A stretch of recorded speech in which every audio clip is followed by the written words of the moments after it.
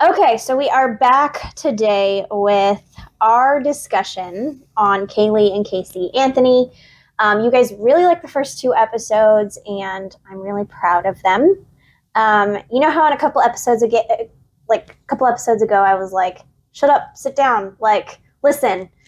This is the episode where you get to stand up and talk with us. We're going to talk about your comments. We're going to talk about what y'all feel on this, what people from the internet feel on this, and give you a full picture of this new documentary.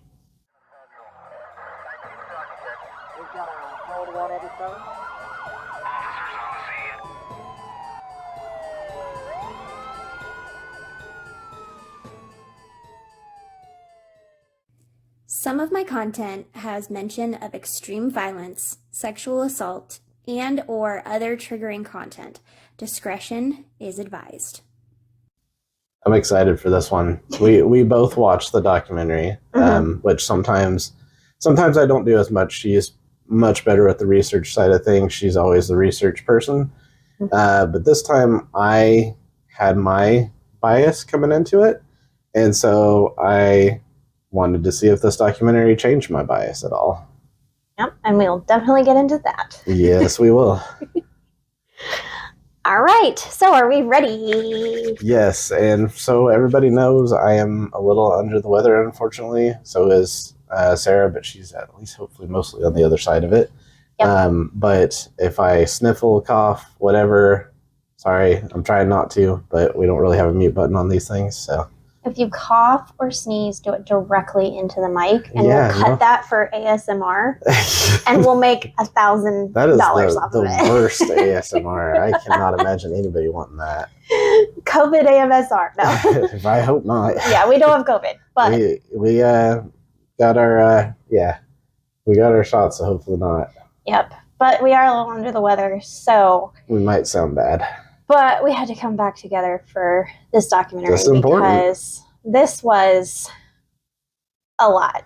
There's a lot in this. And as Sarah's told me, a lot of your comments are going to be new to me, but everybody was very opinionated on this, which we love. Right. So there was people who were on one side and people who were on the other side. So before we get into this, what I did want to say is there's always a disclaimer at the beginning of my videos saying that we might talk about things that are sensitive.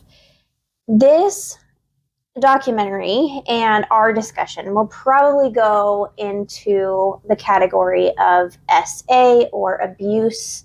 I don't want to say it in case it gets depressed, but there is a lot of SA in this documentary and our coverage.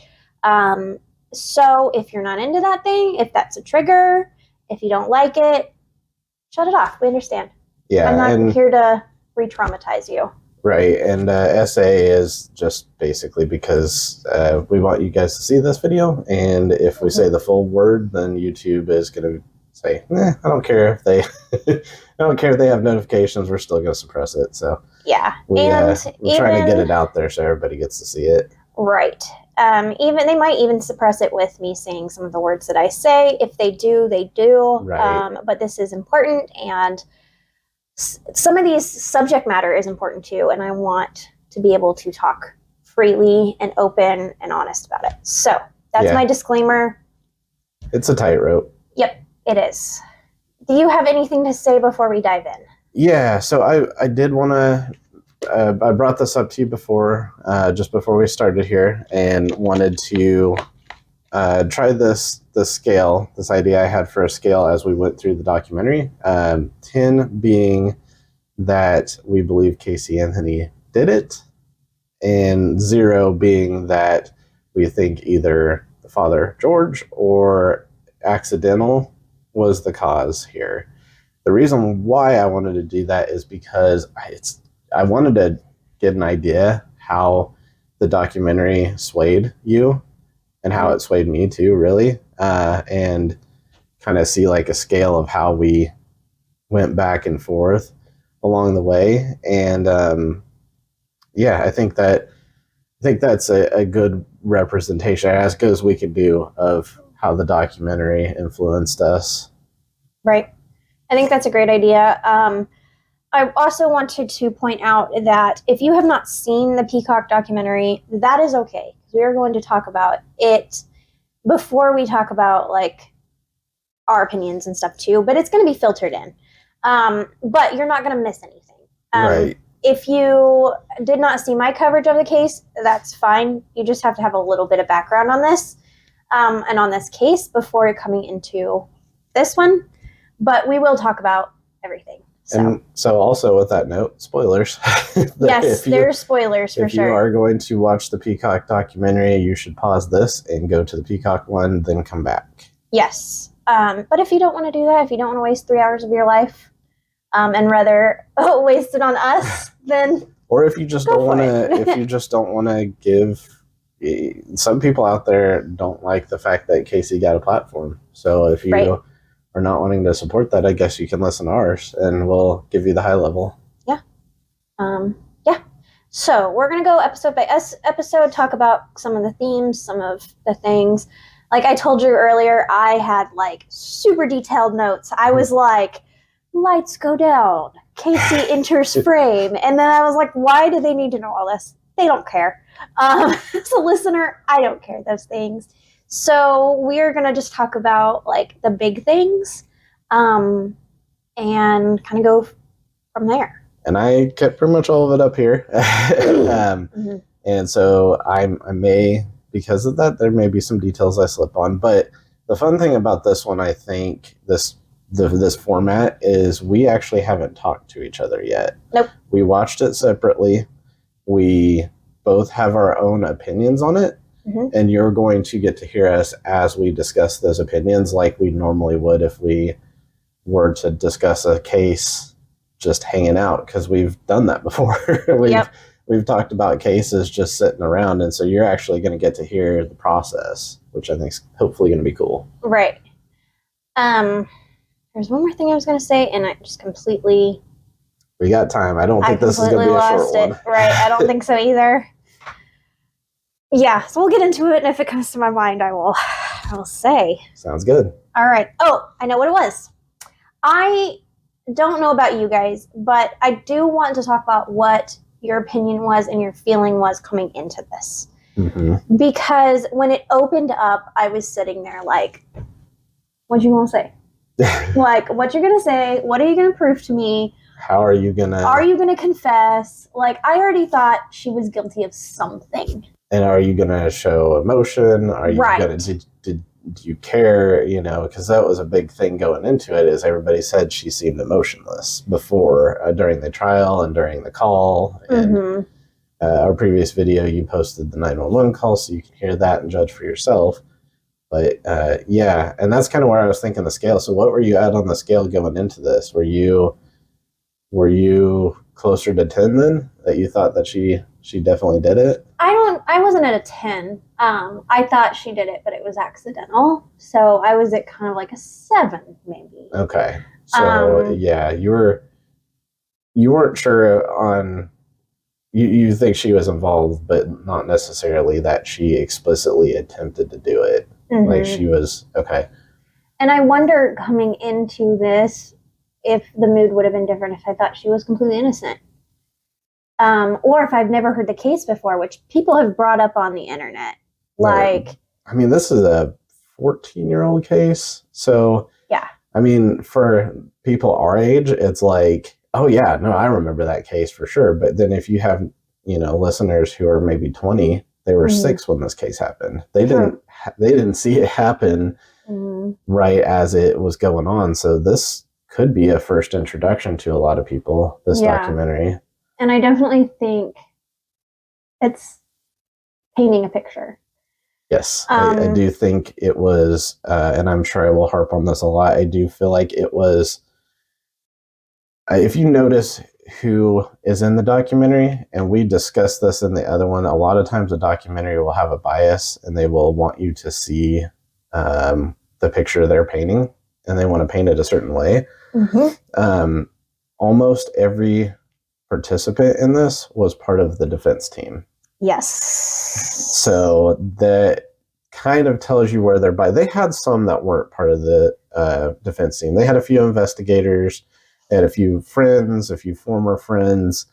It wasn't all defense team, but it was very heavily defense team. And there was, I don't think, anybody from the prosecution team that I'm aware of. No. And I mean, some of the investigators or cops had their opinions, and they were very much on guilty. Right. But the documentary definitely did what a documentary does. It paints the picture that the person writing the documentary wants to paint. It wants to make you feel something. Yep. And it definitely opens up like that. So the first episode is called Why Lie? We get Casey Anthony unpacking her things in this rental home, which is where all of this documentary was shot. Immediately I started out, this is weird. Yeah. Like, right. It's just a weird feel. Like, it was almost like some Blair Witch Project filming at that point, where they're just like walking behind her with the camera and like, hey, why are we at a rental house? And yeah. It was just, it started out with a weird feel. Yeah, and she's unpacking all of her things, and it's like framed big pictures of Kaylee. Mm-hmm. And like she's putting them up on the wall, and I'm like, how long are you spending in this rental home? I know. Like, I was she acts like it's her house. And I know it's a 3-hour documentary, and I'm sure it took more than 3 hours to film, because you have, step away, you have multiple days of probably doing it. So it probably was a few days, but it did look like she was setting it up as a permanent residence. Yeah. And I think, she's going through pictures, she's crying, she's talking about how she misses Kaylee. This sets the whole mood for the documentary. What happens in first 5 minutes of filming something takes you through the rest. Yeah, it's like your first impression, like the cover of a book. Mm-hmm. And she did also say, and sorry if I step on any of your notes, but she did also say that the reason why the rental house was because she was protecting her roommate's privacy. Yes. So that was the reason for it, is that she wanted to go into the fact that she's been through a lot media-wise, and privacy is really important to her. Yeah, which, regardless of anything, I think that's very true. Yeah, and that's, after what the media exposed her to, like, whatever happened, whatever she did, I'm sure she likes privacy now. Mm-hmm. We see in true crime, people just get lit on fire. Yeah. And I think this was one of the first cases of that. I'm sure there was ones before, but they did say it was one of the early social media cases where the social media got onto it. Mm-hmm. And people just, stood out on her lawn and said things. She was scared for her safety. Like, regardless of anything that had happened, like, she wasn't found guilty, and she wasn't found guilty yet. She was still going through a trial. And us as the media, us as the public, kind of failed her on a lot of that. Like, she has the right to be safe through that process. She has a right to a trial, and it's supposed to be, I feel this a lot and say this a lot, it's supposed to be innocent until proven guilty, but a lot of times it feels like it's guilty until proven innocent. Mm-hmm. When this stuff blows up in the media like this one did, because they immediately said, this is our primary suspect, and so many details, as you're going to find out, were public, that it just immediately was like, she's guilty. Yeah. And that's how the media is like, oh man, everybody's angry because she's guilty, let's play this up. So the media the media likes to be, or their job is to be accurate, but they also, it's a business. They want ratings, they want money, they want advertisers. So they're going to go with the stories that are getting the heat. Yep. That was getting the heat. Right. So you kind of have the documentary painting this very one way, and you can see that early on. Like, I didn't know what was going to happen. Yeah. So we, as the public, saw this documentary coming as we were advertised that she had no creative control in the making of this. And they said that right away. Yes, they said that right away. They made it a point to put it into the trailer that she had no creative control. This was something that is supposed to be an honest representation. Right. That was within like the first 5-10 minutes. They were like, why would you do this now when you have no creative control? Exactly. Hey, she has no creative control, everybody. Right. Which I think that's true. She didn't have creative control, but the people making the documentary did, and they thought she was innocent. And that brought up the question to me the more I thought about it, who had creative control then? Yes. Was it some, like, I don't know this answer of who had control, but was it somebody on her legal team that had creative control? I don't know that. And I didn't, we'll have to dig on that and see if we can, I don't even know if we could figure that out, but. Oh, we could, somewhere. Yeah, might be some extra detective work on that part then. But, I mean, maybe she doesn't, but maybe somebody that was part of the legal team did, the defense. Yeah, or someone, I mean, anybody can make a documentary. Right. Like, I can make a documentary and put out my opinion. And that's what we're seeing now with YouTube and with, all of these documentaries coming out, is that, like, with Making a Murder, you did have a lot of one side of the story. Mm-hmm. When you make a show or make something, you can say what you believe. You can leave out things, put in things, to sway things, just like the defense team and the prosecution do in a trial.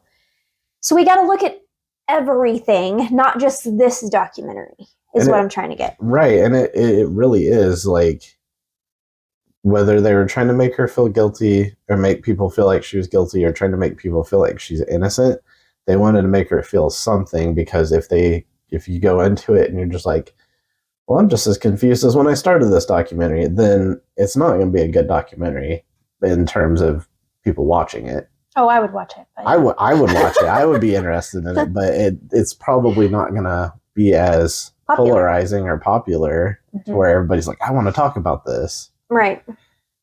And then there's this like lights camera action moment where you have Casey and she looks nervous. She really does. She looks like, oh no, what did I get into? And she was not comfortable in that first little bit. And I mean, that's to be expected for sure. Rightfully so. So we get kind of the background of the case. We get the investigator's side, the defense team side, of kind of what they think of the case. And then we learn that she is super close with her defense team. Yes. She works with one of the defense lawyers, correct? Mm-hmm. So she is like, and that's like, he says later in the documentary, that's my, like my daughter. Yes. So you have her being very, very close with her defense team. And a lot of those people are in this documentary. Yes. And actually the one in particular you're talking about, she lived with for at least, I think they said at least a year, right? Yes. So when we say close, we're talking like roommates at one point. Yeah, a father figure. Right. And they said that a few times even. Mm-hmm. So then we get kind of this background on lying. We get this theme of, why did you lie? Why'd you lie so much? At one point we see some footage of her where she's in Target and we hear that she stole money from a friend to do this, or checks from a friend to do this. Yep, was using a friend's checkbook. Right, during the time that Kaylee was missing. This was something I didn't know happened. I didn't either. I do think that it says something. Because let's say that my daughter went missing and I believe that she's alive. I wouldn't, and then she goes in and she doesn't pick up anything for her daughter. If she believes her daughter was alive, why not a bear or a piece of candy or something for Kaylee? That was my interpretation of that. What did you think? I don't know. I didn't have too much of a feeling on all that. It almost didn't feel relevant, I guess, if that makes sense. Because it was, I mean, it doesn't paint her as a good person to take, her friend's checkbook and use it and things like that. But at the same point in time, I mean, everybody needs groceries. Like, that's true. Like she, I mean, she could have lived off fast food or whatever, but I don't know. I mean, I just didn't. That's a great point. I didn't read too much into that part, I guess would be a good way of putting it. And I did, and so that's why I have different opinions. Well, yeah, you having that opinion, I'm like, man, I didn't think about that. Like, maybe there are things she could have gotten for Kaylee or done for Kaylee, things like that, but I just didn't really think about that. Yeah. So she talks about how she's conditioned to lie, and we get a lot more of that later. Mm-hmm. And she talks about the 911 call and the coldness in her voice. Right. And this was something that I definitely noticed when listening to the 911 call, listening and reading the transcripts of the 911, and when she was even being interrogated, she has such a calmness, there's nothing there. Like, there's no emotion. And this is in I think later episode, so maybe I'm jumping ahead. But Go for it. The mom at one point does kind of call her out on that and says, well, why weren't you upset? And she was like, well, I cry all the time. I can only cry so much. Yeah. And then I've got to be strong otherwise. Mm-hmm. So that's how she explained it away. That was while she was in prison, I believe. Yeah. So she describes this feeling as just being numb. She says she was so numb. She was kind of saying what she was told to say. And that's it. Like, there was no emotion behind it because there was no emotion in her, is basically kind of what she was saying. Right. And they went into, you're being told what to say. Who are you being told what to say by? Mm-hmm. So then she starts talking about her father. This is where we get a big bulk of her relationship with George, and a little bit with Cindy. She talks about the past a lot. And this was a big thing that we didn't get in, at least when I researched it, was she talks about a lot of George's affairs, and the fact that George did not have a job and that her mother was working long hours, and she's painting her father as a bad guy is kind of the mood. As just what's the word I'm looking for here? Like a compulsive liar, basically, right. Because he was, according to her, was telling and showing everybody that, like, oh, I'm the patriarch of the family, mm-hmm. is how she said it. But really, the mom was a really strong matriarch of the family, and she worked 16 hours and she provided for everybody, and the father didn't do anything, according to her. Mm-hmm. And she's kind of painting her family, and they say this a little bit in the documentary, as this all-American family, with 2 kids, a boy and a girl, and they're so happy. And from the outside that, they just have everything. But then on the inside, there's a lot more going on. Right. It's all a facade that they wanted you to see, but then mm-hmm. behind closed doors, it's different, which I'm sure a lot of families are like that. Exactly. Yeah. So she kind of drops in right here that she was SA'd by her father. Mm-hmm. Now, this was something we had claims of during the trial. But she goes into depth that it started at 8 years old. Then it stopped right around 12. Then she says that her brother started shortly after that and stopped when she was 15. And she said that her brother didn't go as far as her father did. Yes. With the SA. Yes. So she talks very vividly about the trauma mm-hmm. that she experienced. So let's have the talk around SA for a second. And this is going to be a theme. Yes, this is a theme that happens throughout, but I really wanted to make it a point to really talk about this because it's a big part of all of this. So, trigger warning, if you want to stop here, cool. We'll probably talk about it later, though, so just warning. But this is probably getting more detailed than... Yes. Yeah. Yep. So she talks about how she was a victim of both her father and her brother, and that they were very separate incidences, but yet the trauma kind of all meshed in a way. Mm-hmm. She talks about how she compartmentalizes a lot of things, which is a big thing for SA survivors. Right. And how she blocks a lot of stuff out. how she can put on a face for certain people and not for others. These are very big themes with SA. What I wanted to really talk about is that she can be a victim of SA and still have done this. They are two separate things. And I know that with this case, and especially with this documentary, they shove everything together a lot. And I'm not saying that it's not the cause, or a lot of this stuff is enmeshed.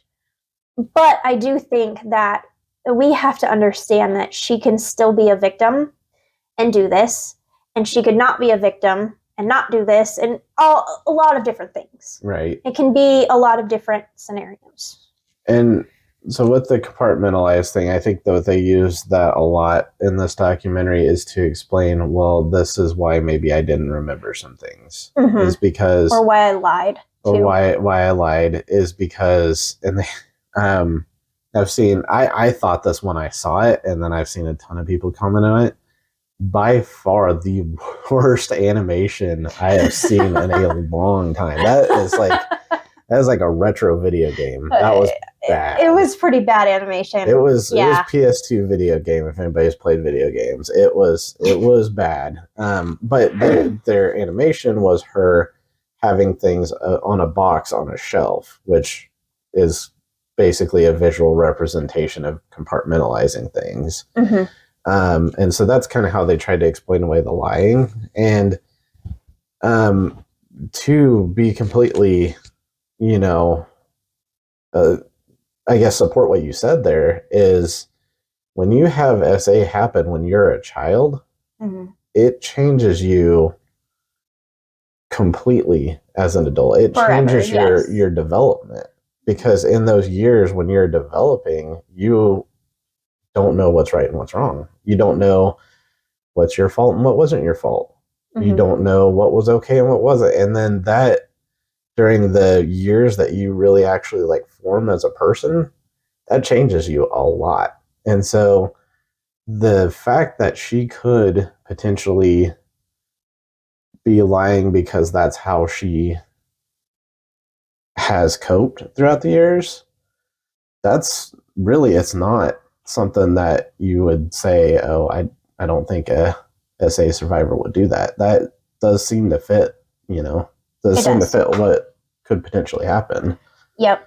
I do want to say that this is a very hard thing, I think, for true crime listeners and people who are familiar with true crime, because there's a lot of serial killers and murderers that have SA when they were young. They go on to do horrible things. This feels like, this case to me felt like, I don't know what is real. Yeah. I have no idea what is even reality at this point. So the way I rationalize that in my mind is, and I feel like I have a good analogy for this, but when I rationalized it in my mind, I kind of thought of it as, okay, she was proven initially to have lied. She was proven to initially have lied about her job. She was proven to have lied about, what else was there? The last time she saw her, Zany the nanny, she was proven to have lied about multiple things, which is the reason why they arrested her originally, is for lying to the police. And so the analogy that I came up with in my mind is it's almost in a way like being cheated on as someone who's viewing the case, because with cheating usually comes lying, and when you get lied to originally, the rest of the time you're going to be sitting there going, but I already know they lied. I already caught the lie the first time. Yep. So how can I trust these new things you're saying when I caught that you lied the first time? Yes. And I definitely think that's what the police and the investigators went through. That's exactly their point of view on it. Right. Was, we don't believe anything you say now. And with cheating, it's like, and with lying in relationships in general, I've always said, well, it's the hardest thing to do if you get cheated on in a relationship is to then trust somebody, because it takes trust to build trust. Well, if somebody lied to you at the beginning, you don't really have any trust to build the trust back with. Right. And so, I mean, in this case, we're using Casey a lot to try to build back the trust that why she lied and that she's not lying now. Mm-hmm. It's kind of hard when she lost our trust initially. Right. And it is very hard for me as someone who is been around victims of SA, right. Who always says you believe the victim. Like, mm-hmm. I went into this and I was like, well, now my opinion is she was SA'd because she said mm-hmm. she was. I believe that. I believe her.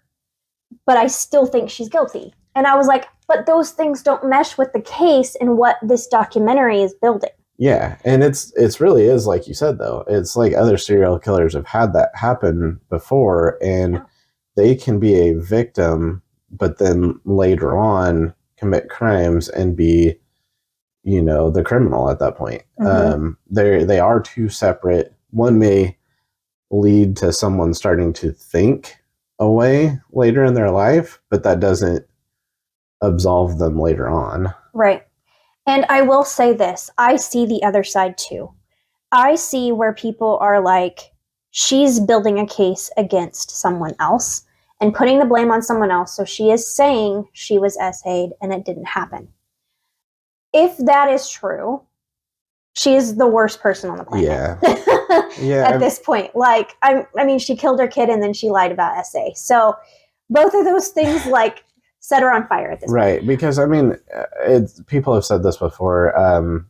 People who are not victims, but then use that for their own goal mm-hmm. and use claiming to be a victim if they're not, and then it's proven otherwise that they were lying or they admit that they're lying, is horrible because it makes the true victims of that, it makes them all look worse. It does. And they shouldn't, because you should never feel uncomfortable coming forward with that information. And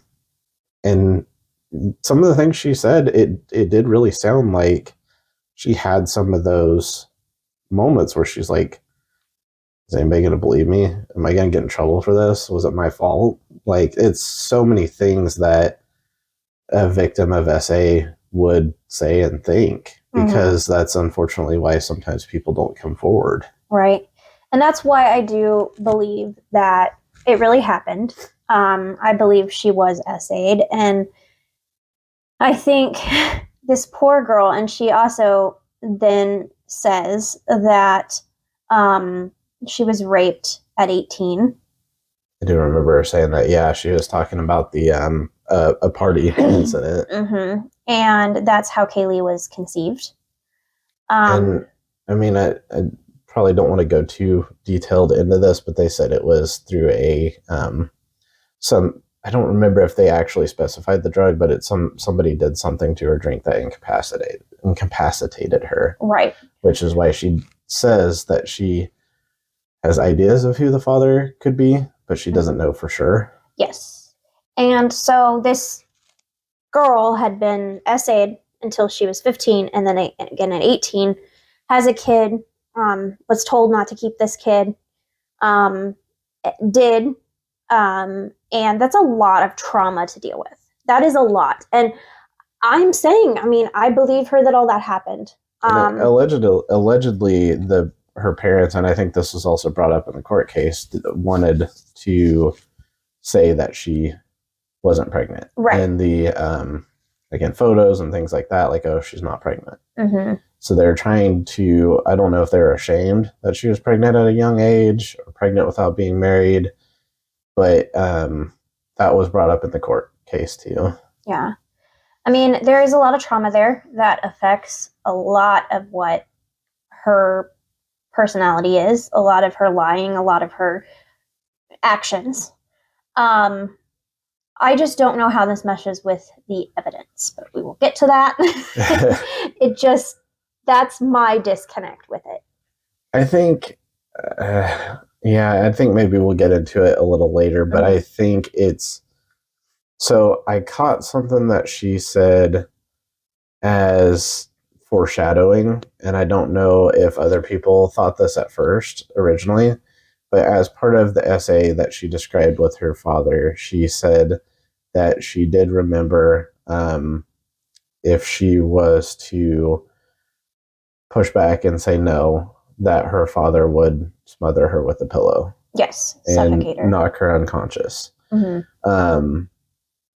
I heard that and I immediately kind of filed it away. Like, okay, I think this is going to be relevant later. Yeah. And then it very much becomes relevant later. Mm-hmm. Yep. So keep that definitely in the back of your head as we go forward. But that was traumatic. The place where I do think the evidence of what happened, or not necessarily evidence, but the picture they're painting of what they believe happened and this history that she's giving, I do think that's kind of one of the places, at least, where they did intersect. Mm-hmm. So then, as we go on, she talks, of course, about the pregnancy, that she had an old boyfriend and kind of led him to believe, or, you know, he believed too, that Kaylee was his, took a test and it wasn't. And then at the end of the episode, she just says, no one asked me why I lied. And going back to the boyfriend thing, she does admit that was wrong. She said that I should not have led him on that way to believing it was his. She said originally I didn't know, but she's like, I should have said that. Mm-hmm. But that also, I mean, we've already said she lies and has lied in the past. It's another lie that she was doing at the time. And so another reason why people are having trouble trusting her is because that's another lie there. Yeah, they talk about how she lied a lot even before all of this happened. Yeah. That this was a pattern of hers. And we don't know where this comes from. Right. People sometimes just lie. And they say that this came from the essay too. Mm-hmm. Is where a lot of times they said in the documentary, they said that this is where her lying came from, was the essay, and also from that part of putting on a facade of the perfect family, but really it wasn't. Mm-hmm. So she was supposed to lie and make it seem like a perfect family. Right. So as you said, that's the end of episode 1. Mm-hmm. So I forgot to give at the beginning where I was on things. On the scale, I was at probably 8 or 9. I was pretty sure she did it. Mm-hmm. So where are you after episode 1? So after episode 1, I'm feeling a little more bad for her, but I'm still saying, kind of like what you are, well, what's this all have to do with the case? Yeah. Because it was a lot of history of what she'd gone through, which is important, and it definitely builds for later, but it doesn't move the needle too much for me. So I'm like maybe at an 8 now. Instead of being 8 or 9, I'm like actually more towards an 8. So it did move it more in favor to maybe it wasn't her, but it wasn't by a lot. Right. How about you? So I said I was at a 7 at the beginning. After episode 1, I was probably still at a 7. Yeah. But I do believe her. I will say that. I do believe. I do too. I do believe a lot of that happened.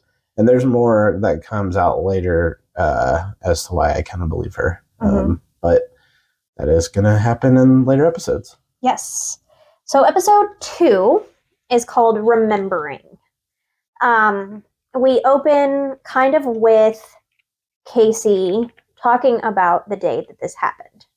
Now, this was where I was like, all right, this is what we're waiting for here, is her side of her side of that day. Right. So all the notes that I took, I just copied over and put in this. So I will read what she says in this little paragraph. So Casey recounted the day of what happened. Night before, she put Kaylee to bed. She woke up the next morning and got her breakfast. Casey wasn't feeling good that day, so she put the TV on. She said the door was closed, and that Kaylee was laying beside her. She said she used to be on high alert because of the abuse, and that she had always been a light sleeper. She said it was possible the door was unlocked, and she does say that her dad, George, was home. She said she fell asleep, and that she was asleep for a while. Then she woke up with her dad shaking her and asking her where Kaylee was. She said Kaylee wouldn't leave without asking her. She said she wouldn't even go to the bathroom without getting her mother. She said she looked all over the house for her. She said she never had done that before. She said she didn't have to look in the pool because when she was looking outside, she looked in the front yard, and when she came around to the back of the house, her father was standing there holding Kaylee. Kaylee was soaking wet. Her father looked at Casey and said, "This is all your fault, and you caused this." Casey said she took her in her arms. She was crying and holding her. George then looked at her, said, "Everything is going to be okay," took Kaylee from her arms, and went inside. She says she doesn't know how long she waited, and she doesn't know where her father went with Kaylee. She says from that point on, she doesn't know what happened. But she said she did see her father go inside with Kaylee. And that was the last time she had ever seen it. Yes. According to her, she ever saw Kaylee. Mm-hmm. So she did say, though, that her dad said she would be okay. Yeah. That's a big thing. And this is kind of where her story has changed a little bit, too, over the years. She had said that earlier that the last time she had seen her was like a couple weeks earlier, I think, if I remember right. It wasn't the 16th from what I was reading. Mm-hmm. This was outside of the documentary. This was and I'll get to some of this other stuff I read. I went down a little bit of a rabbit hole after the documentary, but they did say originally, some of the things I was reading, her original story wasn't that day, June 16th, that wasn't her original story of what happened. That being the last day that she saw her, things like that, and how that happened. Yeah, there was another story she told where we got that she just dropped her off with the nanny. With Zanny the nanny, and that she went to work and then she called and couldn't get a hold of the nanny, and that the nanny had taken her. Right, and she said in a different, because Bravo to Peacock and the fact that you put on another documentary about her right after that one's finished, because I'm like, I finished the documentary. Oh, there's another one. Now I've got to watch this one. So I did watch part of that, and they mentioned that she, and I don't know if you know this or not, but she said that when she went missing, she had tried to call Zanny, but Zanny's phone was off, and that's why the police couldn't reach her. The police couldn't reach Zanny, trying to find where Zanny was. So they dialed a number that was supposed to be for Zanny? That's my understanding, yeah. Huh. Okay. But the number was either not in service or not valid or something. I wonder what that number was. I don't know. They didn't say. Yeah, that'd be interesting to know. But they didn't say the number. But that was a whole nother documentary. But just to explain some details on Zanny, she was looked into. Yeah. And they couldn't find the Zanny. They found somebody, and that's not her first name, but I don't have her first name on hand, and I almost don't want to use her whole name too much. They used it in the documentary, but Zanata's been pretty much cleared of everything, nowhere near any of this. And there is a Zanata that was either in the town or in a nearby town, but she had no clue who Casey Anthony was. Right. And so, by all accounts, she had this Zanata was just a random person that happened to have the same name, and everybody was like, "You're the nanny," and she's like, "What?" Which Kaylee does explain that she had a friend or knew somebody that was a nanny with that name. Yes, that had a nanny with that name. It wasn't her nanny. Right. And she says that she lied about that. Yeah. So she definitely did. Don't go knocking on Zanny's door. And I'll probably keep using Zanny just because it's easier to remember, but also because I don't want that person to she has get any more no involvement. Get any more issues than what she already has. Right. Which I'm glad she sued. I would sue too. Yeah. Yeah. And I'm kind of glad you mentioned that because I forgot she sued. But yeah. She did. Okay. So then she kind of goes more into that essay at this point. This is a point where she brings up the smothering incident. I'm sorry. So I did jump ahead on that one. That's I thought okay. She did that on the first episode. No, that's all right. Because we talked about this, we got it out of the way, but it does come back. So Just keep that in mind. Now we get kind of where the lies are mixed with grief and about grief and grief counseling and things like that. So Which is supposed to explain her reactions. Her reactions. This is where you're like getting those pictures of her partying in that, was it blue or purple dress? I didn't look that close.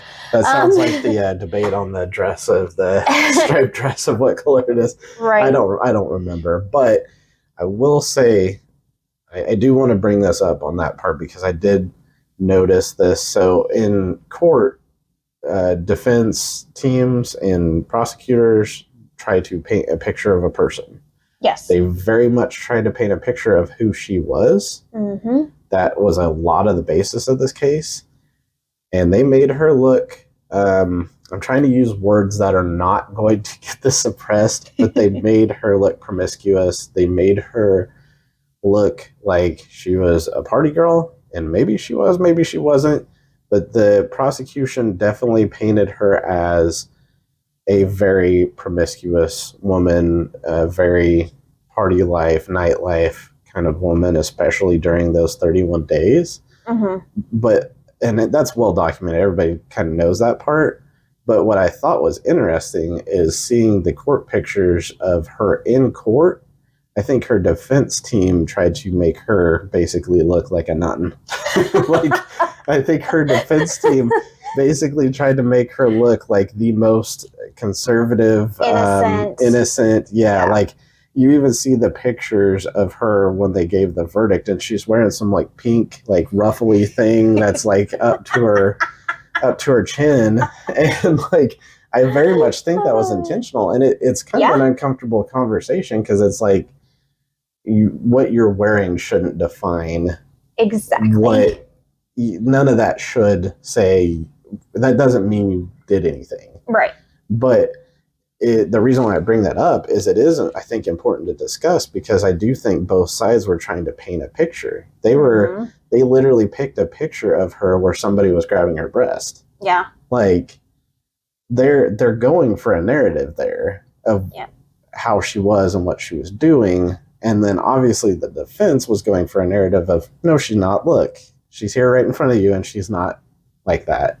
Yeah. This is a common tactic. They did it with Jodi Arias too. Really? Yeah. This is a common tactic. They tell, like, the defense team will tell, I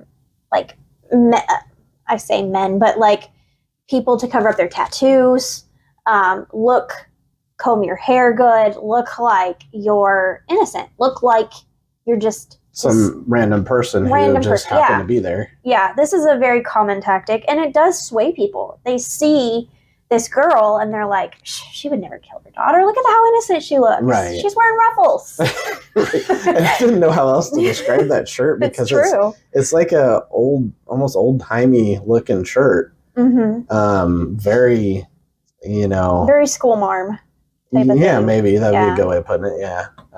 So very business cash, as we say in the biz. That didn't even look casual. It looked uncomfortable. Yeah. So I'm glad you brought that up because that's true. We see her partying. And they literally had a picture of her by a toilet, like she was getting sick. Yeah. Like they very much tried to use those pictures to paint who she was. Right. And one of the friends says, like, all those pictures were over, like, a couple-year period. Which, some of that is weird to me because I don't think they were all outside of that window, though. Right. Like, I do think they used some pictures from the window, but they might have maybe snuck in some other pictures of, like, this is how she was before, too. So it wasn't just those 31 days, but there were some in those 31 days. There was confirmed times of her going out in those 31 days. So I wanted to kind of talk about this, and I'm going to fast forward just a bit because she talks about that time a little later, but this is very relevant. And she says, look, in every picture, I didn't have alcohol in my hand at all. I wasn't drinking. I was there to work. I was there to promote my boyfriend's business or DJing or whatever. Yeah, he said he was a DJ in our first one, and I think that's kind of how they said too. Which I still like. I don't think any of this really has a big thing to do, but they do mix this in with her grief, and they bring a grief counselor in that says that this is very normal for people, especially of a young age, to experience grief by acting out, doing risky behavior, acting like nothing happened. Yeah. Which she's looking like nothing happened. That's for sure. Yeah, that was definitely something the prosecution used as like she looks in all pictures like nothing happened. And I mean, we have to mention the tattoo because this is about the time they brought up the tattoo. She had. Do you remember off the top of your head what it said in Italian? I know what it's supposed to mean, but I can't remember the exact name. Bella Vita. Bella Vita is supposed to be the good life, right? So that was a huge thing that people were like, there was, I believe her tattoo, the person who did the tattoo said that the date she got it, and it was in that window. In that window. So she did get a tattoo that said the good life, and she tried to explain it away as, well, my father said that Kaylee's okay, so I thought she was okay. And she also says it's kind of an FU to my family. Yes. By saying, like, look, we have this beautiful life, but it's not really. Right. I think this is another thing that people, and they do this a lot in law, and they do this a lot in defense team stuff, is making everything you do look just and have magnified. An explanation. Yeah. And justified and a reason behind. And I mean, and she has that tattoo covered up now. They did explain that it's not covered up, but she changed it. Yes. And I think it's completely covered. It might be, yeah. Because they did a close up of her shoulder. And it's like some kind of flowers. Like swirly flower thing. Yeah, it's a terrible description. I'm sorry. I don't remember how they covered it up, but I do remember it's not that anymore. And she does go into talking about the tattoo, and she does have a tattoo on the inside of her arm that she says is her tattoo for Kaylee at that point.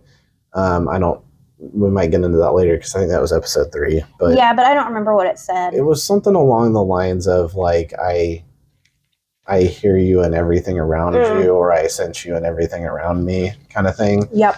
It was along those lines, and she's like, that's my Kaylee memorial tattoo, not the one that was on my shoulder. But she also, a lot of people pointed to online that she did cover it up, so she must have not felt good about it, is how a lot of people interpreted it. But that's an interpretation. It's not evidence. Yeah, I would cover up a couple of tattoos I have just because they've got stretch marks on them now and they look stupid. Whatever.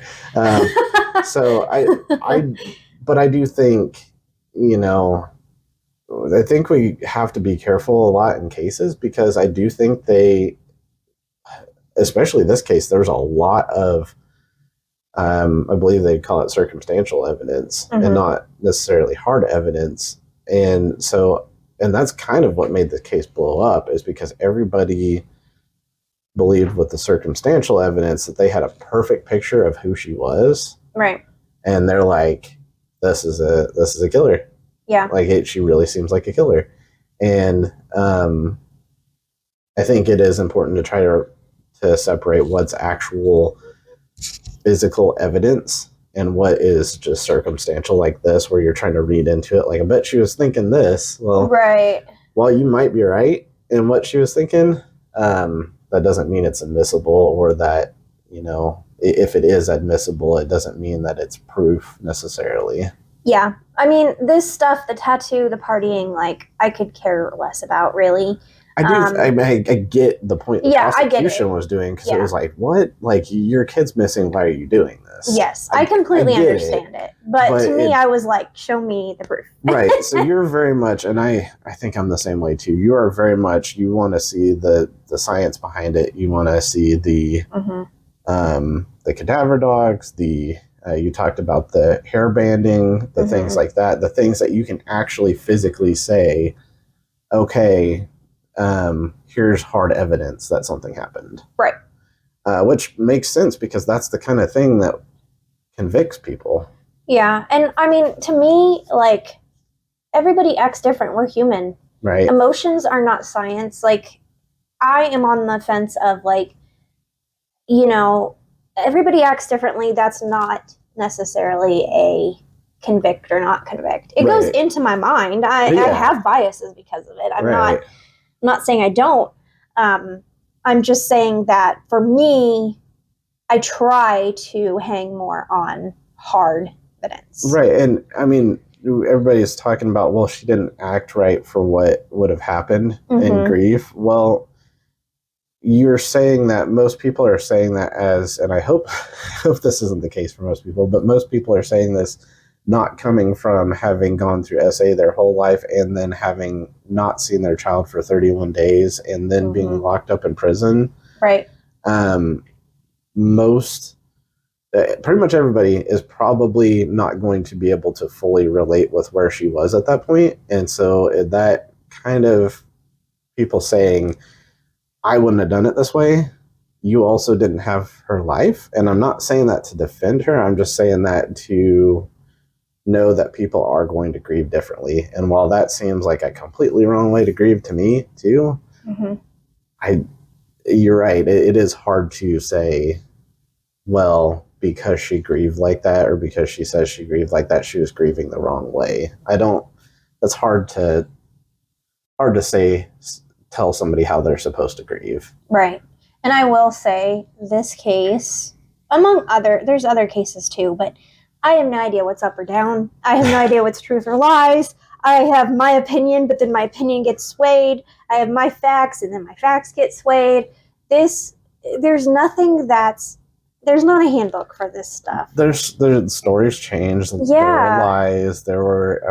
It's like you're trying to connect the dots, but then like the story changes and you have to connect different dots, and it is kind of I think that's another reason why this case blew up the way it did, is because everybody was trying to connect the dots, but the dots kept changing. Right. I mean, you cannot connect the dots. So this was interesting. This was something that I didn't know. Casey claims that Jose Baez never told her that he was going to bring up the SA abuse in court. And this was, she had a big, kind of painting the scene, she had a big projector screen in front of her. She was watching court videos of the court case, and she was kind of almost explaining it as it was happening. And she explained that he hadn't told her that was what she said. He didn't even talk to her going into the courtroom that day. Right.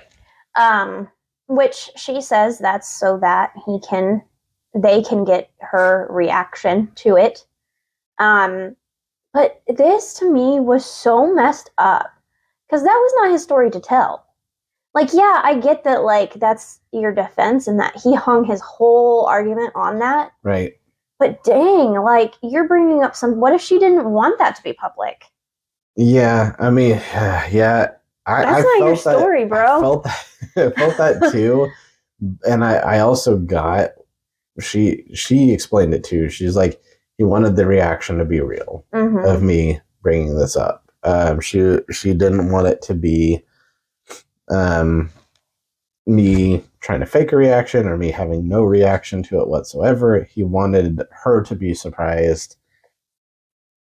Her to be surprised that it was getting brought up, and therefore the jury to see her surprise. So while I get the tactic he was using, I do agree. I also felt that felt wrong. So I don't know if I don't know where I'm at on that, because did the ends justify the means? He was trying to keep her from getting the death penalty. Right. But at the same point in time, like, you're right, that's not his story to tell. So I'm kind of conflicted there, and I guess I kind of leave that up to her, really. Yeah. If she didn't seem upset that he did it that way, so I guess it's okay. But I feel like that's probably case by case. Like, somebody else may not like that.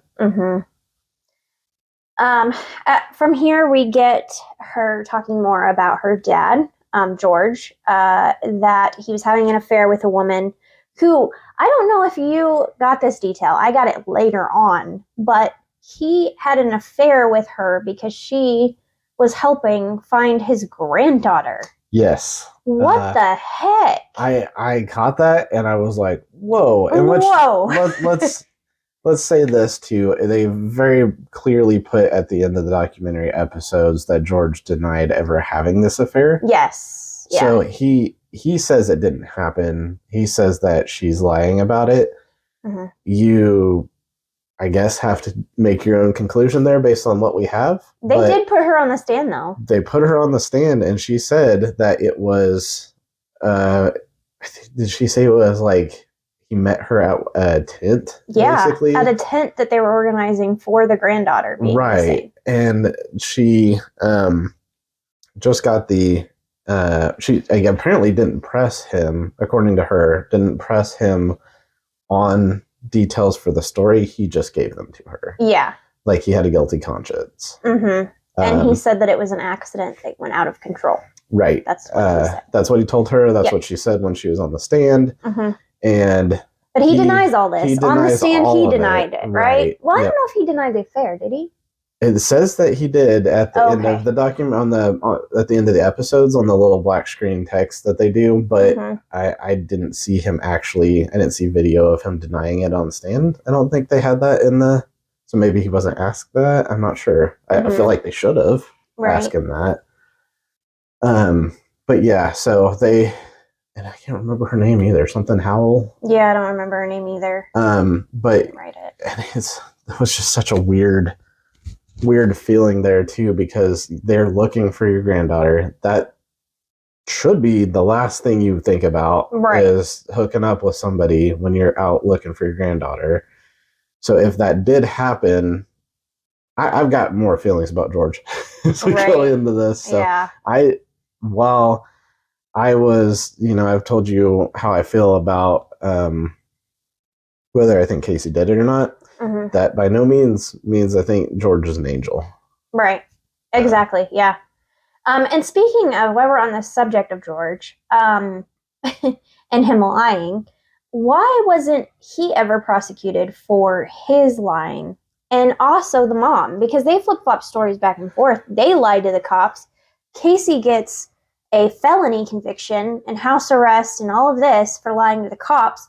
George and Cindy got nothing. Yeah. That doesn't make sense to me. And they go into this too, but they say that like he testified differently on the stand than what he was putting out in the media. Oh. Because in the media he was saying, "Oh, my daughter, I don't think my daughter could ever do anything like this." But then like when he goes into on the stand, he's like, "Well, I think she probably did this." Okay, so maybe he didn't lie to the cops, he just lied to the media. Which is, because it did, and he's changed his story in the media a lot. Right, which that's not illegal. It's not. Unfortunately, you can tell the media whatever you want to say as long as it's not like slander or anything like that. You could pretty much... It just makes you look fishy as fuck. Yeah, definitely. And so this is something that aggravated me, and I don't know if you felt the same way, but the guy that they had he was an investigator, right? That they interviewed from the police department. Yeah. So they were asking him, why did you not look further into George? Yeah. And he was like, well, we don't believe he did it. That made me want to just turn it off for a second.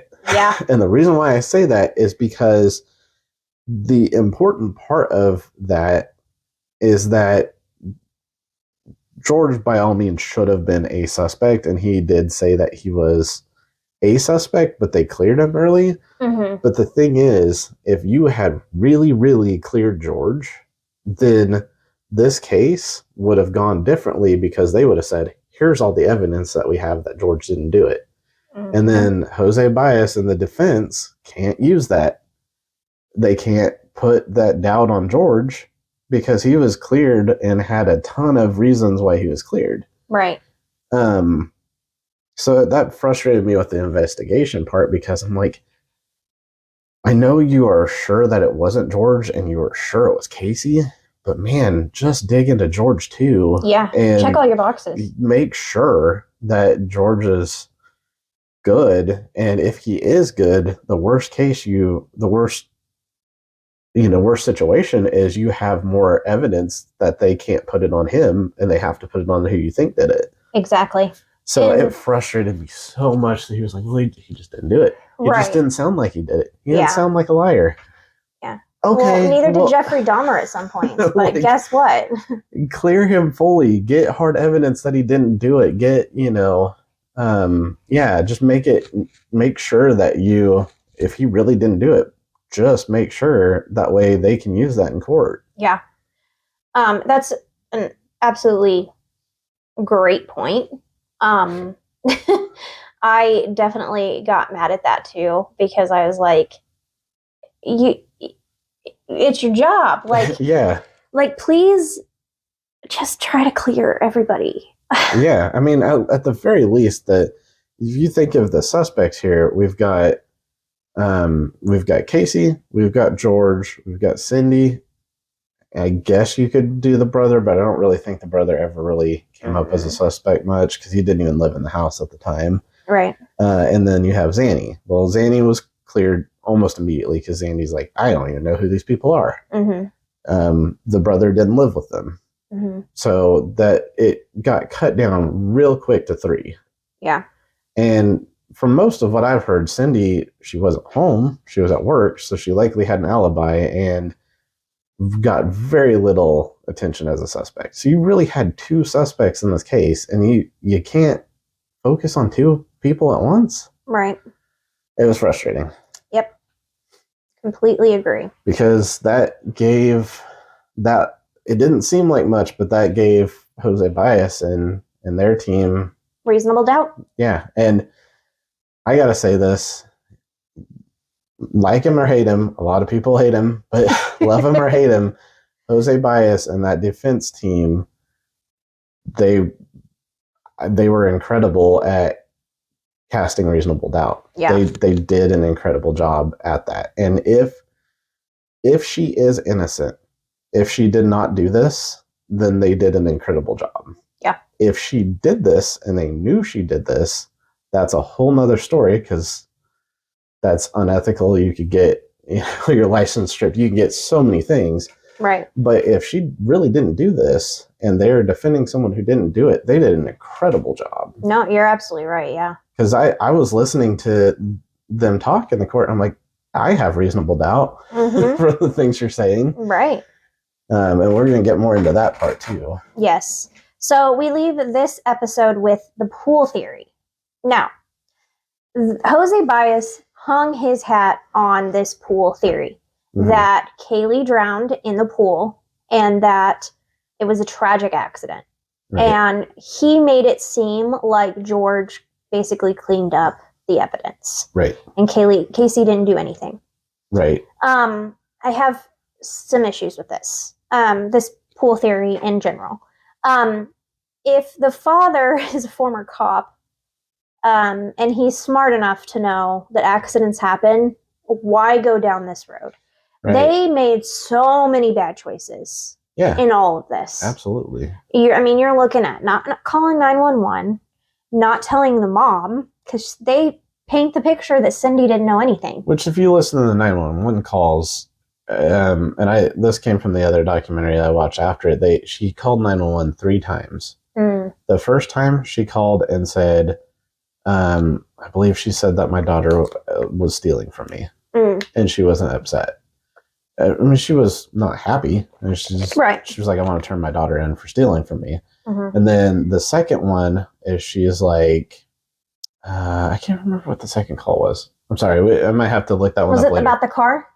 It might have been about the car missing. Because I think the car missing happened, and then she showed up. Casey showed up and didn't have Kaylee. Yeah, and so then they she was like, I haven't seen my daughter, I haven't seen my granddaughter, and she has our car, something along those lines. Go check those out for sure to fact check me. Definitely should always fact check. But then the third one and the second one, she was still, obviously she's annoyed, upset that she's had to call 911 twice. But then the third time was she called beside herself, like upset. My daughter, I just found my daughter, and my daughter hasn't seen my granddaughter in 31 days. The car smells like a dead body. And she is super upset. And yeah, that's what most people would expect the reaction to be.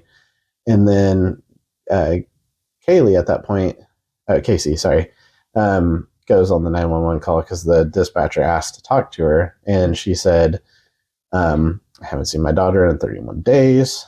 I left her with the nanny. She gave the nanny's name. And the dispatcher goes, why have you not called us sooner? Which, valid question. Good job on the dispatch. Right. And she's like, because I tried to find her through other means, which was stupid. And she said this pretty matter-of-factly, kind of like what I'm saying now. Yeah.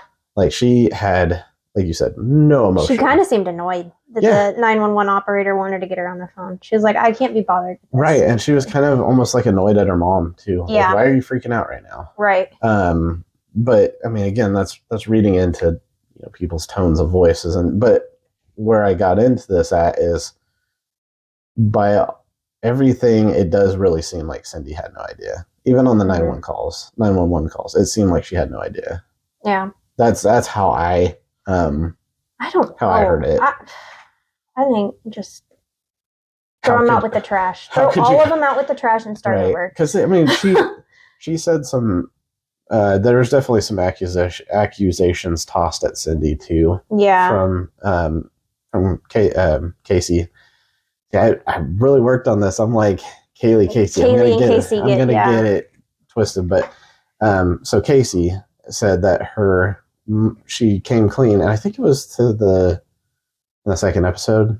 Hopefully I'm not jumping ahead, but she told her mother what her brother, she didn't want to admit what her father had done, but she said, since I didn't want to admit, she wasn't ready to say that. The defense team kind of put it as she was testing the waters with her mother by mentioning her brother did these things to her, the essay. And basically, according to Casey, her mother called her something I shouldn't say on YouTube. Yeah. But they called her a name, and she was basically saying that she brought it on to herself. Right. And not really the reaction you should give somebody who's been through SA, for sure. Right. Again, that is alleged by Casey, though. That's not, the mother apparently denies that. Yeah. And that's why I'm like, just all of them. None of them are good people. None of them are good. Just, why? Yeah, I mean, it kind of goes back to what we talked about in the previous episode of what we recorded. It's like she was failed by the adults in her life. Yeah. Like Casey was and Kaylee was. Yeah, especially Kaylee. But Casey sounds like she was too. Right. So, while we're talking about this pool theory, this is how we end episode 2, is that Casey kind of drops this thing about she doesn't even believe that Kaylee drowned in the pool. She says that was Jose Bias, that she doesn't believe that happened, which is a big major part of this. My jaw dropped. Yeah, I was not expecting that. Because she literally said that she held her daughter, that she took her daughter from her dad, and that she was holding her, and that she was cold and wet, and described it detailed, and then she's like, I don't think that's what happened. Like, yeah. You told me that's what happened just now. Yeah. How did you change? Like, we're not even through the episode. Why did you change? Right. So she says she didn't drown in the pool. The ladder was not in the pool, is what she says. And she very adamantly, she comes back to that basically. Yeah. Very multiple times. Like, she couldn't have gotten in the pool because there's no ladder in the pool. Yeah. She says that a lot. Yeah. She's like, she even says, like, there's nothing she could have even shimmied up. Which, right. I'm like, I don't know. I think it is a piece of her taking the blame off of herself because as a mother, like, mom guilt, if your kid drowns. And I think she even mentioned that the dad said she left the ladder in the pool, but she says there was no ladder in the pool. So I was kind of curious if they had any, but I mean, I guess she's been missing for 31 days. How do you know if there's a ladder in the pool or not? There's no evidence saying who's right or wrong there. Right. I mean, I wouldn't remember. But I think she didn't remember if she locked the door or not. How does she remember if there's a ladder in the pool? Right. This is a huge detail, and the reporter, and like I said, the reporter's on her side here. The reporter is trying to paint a picture that Casey Anthony didn't do this, but she says, so she didn't drown in the pool. There's no way she drowned in the pool. And the reporter just goes, then why is she all wet? Yeah. And then it just ends. Episode 2. Right, and that was kind of my reaction too. And I'm kind of glad the reporter did. I do know the reporter was on a specific side, but it was kind of like, at least the reporter asked that, where I was like, yeah, no, me too. Please answer. Yeah, I think this was her taking the blame off of herself. I think this is saying, I had absolutely nothing to do with this. There's no way possible that I did anything wrong. If she drowned in the pool, like, that is... I mean, it's not good. It's not good, but negligence, but it's not that murder. You killed your child. Right. Like, there's plenty of kids that drown. They said something crazy. They said that was like the #1 cause of deaths by kids in Florida is in pools. Oh, yeah, that's nice. Maybe we should take away all the pools. Let's cover our pools and let's make it where kids can't. That's like the #1 thing you should have when you're owning a pool is a pool cover, so other kids. I'm freaked out to get a pool because of stuff. I don't have the money to get a pool, but I'm freaked out to get a pool if I did have the money, because I mean, I'm not even other kids could go into your pool. I'm not even just worried about my kid. I'm worried about other kids from the neighbors getting over into the pool. I'm worried about squirrels getting in the pool. Like, I don't want anything getting in the pool that can't swim. And so if I get a pool, I'm locking it down. I'm sorry, but you're not responsible for squirrels. I'm not responsible, but you don't want to find that. Right. You don't want to come out and see a squirrel in your pool. Then you're just like, well, I'm a horrible person. Right. Poor little squirrel. Yeah. So that's how I was going to that tangent today. No, right. That is how we end episode 2, and we start episode 3. All right, 0 to 10 scale. Where are you at? I'm still the same. Did the needle move at all? You're still 7. I'm still the same. I think I'm still 8, but the reason for the scale is actually for me for this next episode. Because to me, I think if you watch only one of the 3 episodes, I think this is the one to watch. I believe that as well, yes. Because I feel like a lot of the first 2 episodes were building a backstory. I'm really wondering what you're going to think. This is so fun. It is. It's interesting because I wish we didn't have to do this because I wish that this never happened. But dang, this is fun. Right. Yeah. I mean, it's interesting having the 2 perspectives, but having not watched it together because we did agree on a lot of things. We got to find some more documentaries to do this with. Yeah. Well, if you want that, being as how I don't watch a lot of them, there's probably a lot. Yeah. Comment below if you want us to do that and if you like this format. Yeah. Hi guys, I just wanted to say I hope you enjoyed this video. If you like any of the content for Code 187, please click that subscribe button, that like button, that share button. Help us out, help us grow. You can find us on your favorite podcast platforms. Yeah, check us out on there. Give us some ratings. Tell us what you think. We're also across every social media on Code 187. So we're on TikTok, Instagram, Twitter, Facebook. I think that's it. And of course, YouTube. So please, please, please subscribe if you like our content and spread the word. We'll see you guys next time. Bye.